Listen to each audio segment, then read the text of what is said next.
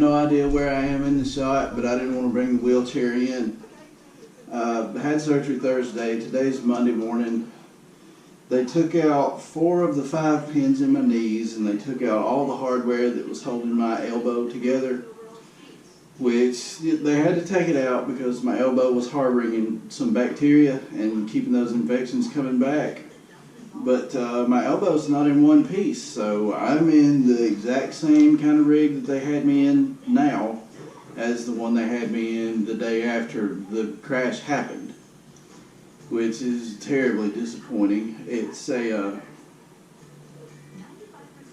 when you have measured your progress and healing by things you can do today that you couldn't do yesterday, and you've been doing that for almost 4 months now, having to lose everything that you were able to do with one arm is a huge step backwards. And what I can do with this arm right now is basically nothing. I can't turn my wrist. I can't even raise this because these bones are still broken so many different ways, so many different places, that this arm is still not weight bearing, and this thing's heavy, so it actually hurts to just stand here and let this arm hang. So, I don't know. The knee is more comfortable now. It's more comfortable to just stand here with a weight on it. Those screws were kind of clashing with a lot of connective tissue as I was trying to bend my knee and work and do things in physical therapy. And now a lot of that crunchiness is what it felt like is gone. But of course I had to cut through a lot of soft tissue, and then taking those screws out. I can't move it as much as I could before, and I think that's just because they had to cut into it again. And I'm also having to not stretch it like I was before because I don't want to pull these stitches too hard like I did with my elbow the first time.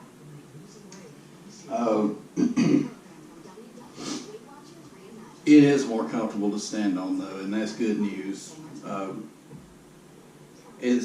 You want to focus on the knee, but there's so little to report about it versus so much to report on the arm, which is also negative, that this is going to be kind of a more negative video, and I'm sorry, and I'll try to keep it short.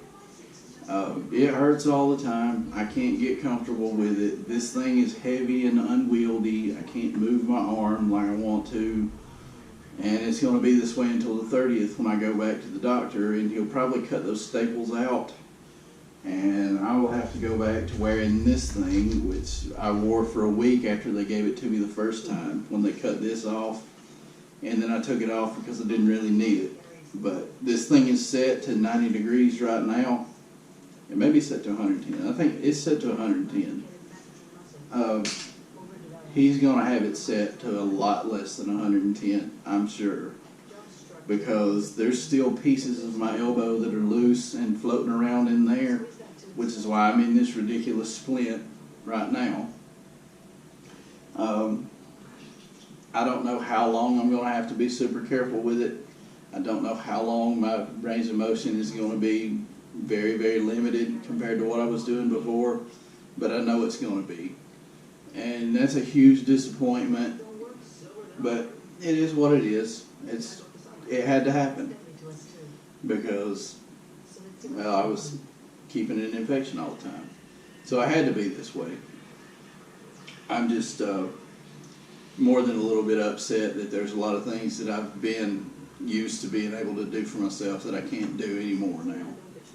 And of course, trying to take a shower with this thing on that's not supposed to get wet is a whole new adventure in and of itself, when I've been getting in the shower and basically just needed a little bit of help reaching up to get that armpit done.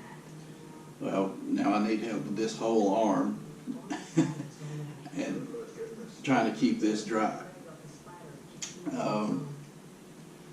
Other than that, I had a lot harder time coming back from this surgery than I did the last one on my elbow because, well, I mean, naturally they did a whole lot more work. He just cut down in the meat of my elbow and rinsed out some infection last time.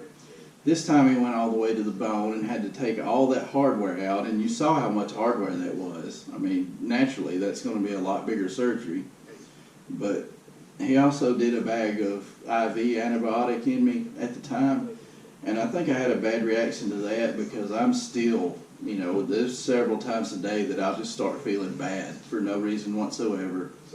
I'll be hot one minute, the next minute I'll be freezing cold. It's just like I can't get right. And that's the part that really sucks about the whole thing, is coming home from surgery that's supposed to have helped and feeling like something's not right. I mean, there's nothing I can do about it. There's nothing he could do about it if I was to call and go up there. It's just, it's the way it is. It's the aftermath of. And unfortunately, it's just something that's to be expected. So we'll deal with that the way we've dealt with every other setback we've had. We'll just grit our teeth and we'll work through it and make the best of it. Of course, we've got our good friends with us here to help. You see how careful I'm having to be to bend over because this thing is so heavy and that arm is not weight bearing. I have to be super careful, which makes standing up and sitting down a major operation. Something I have to plan out and think about and take slow, and it still hurts. But I don't want it to hurt so bad that I rearrange some of this bone that's been put back together and fixed and hadn't quite healed yet either. So that's just the way we're having to do it. That's all I really got this video. I wanted it to be more positive. I want all my videos to be positive, but I mean, for right now, until I go back to the doctor and have y'all another update for something else, this is just how it is.